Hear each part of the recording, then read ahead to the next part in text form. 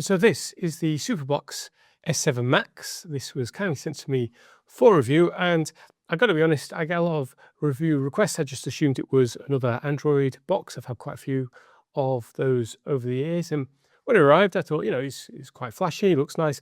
What I hadn't realised at the time was that this thing costs hundreds to actually purchase.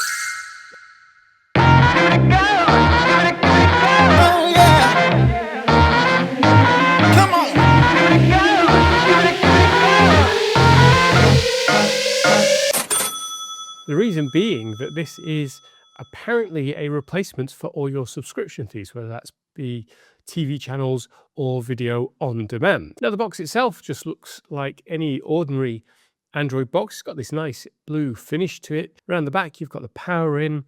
You've got various ports, including the HDMI out.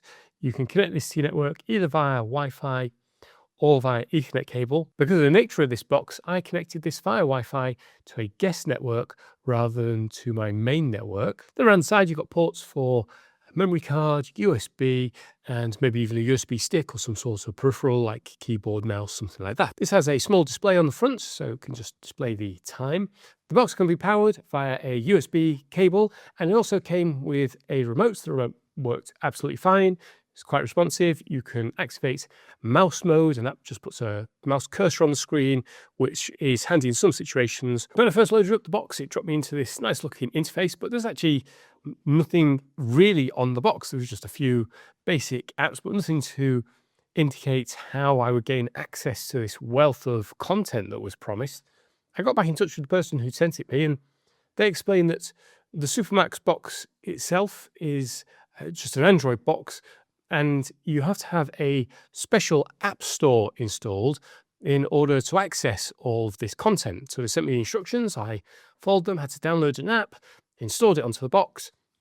And when you open that app store, you've got a load of other apps, and one of which is this blue app. But when you install that, that's the thing that unlocks the content. Now, this is where Superbox take great pains to tell me to blur my screen when I'm demonstrating the menus, because they don't want any sort of copyright infringing material on my channel.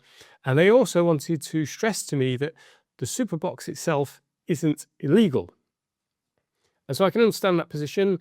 When you get the Superbox, it's just an Android box, there's nothing on it. They didn't really answer my questions when I started asking them about this app, though. They just said, look, we make the box, that's it. Each box can have this app store, that's what you're paying access for. And when you get access to that, that gives you access to these special apps that allow you to access all of this content. And I'd say, having looked through the menus, the amount of content on there is incredible. It had lots of different channels all like Sky Movies, it had sports channels, it had video on demand, and it was incredibly well categorized. So if I wanted to look at what was on Netflix, I could look at what was on Netflix, Disney Plus.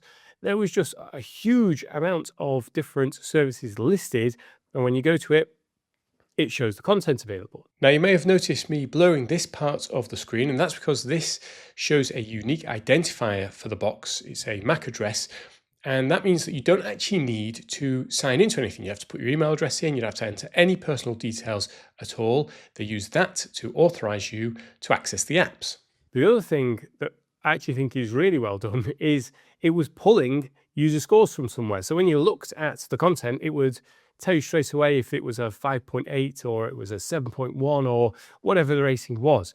And I actually think official video on demand services could learn from that, because I'm forever having to look up if people have rated a film or TV show. So looking through all these menus with all this content, the question has to be asked, is the Superbox illegal?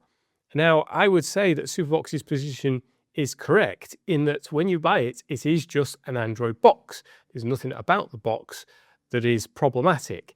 When you install these apps and fire them up, if you then choose to watch anything, that is where you are getting into the area of copyright infringement. And I've seen in the news over the last few years, things like the dodgy Fire Sticks that people have been getting have been coming under a lot of scrutiny, but that's because they're being sold with the software on, allowing you to watch whatever you want.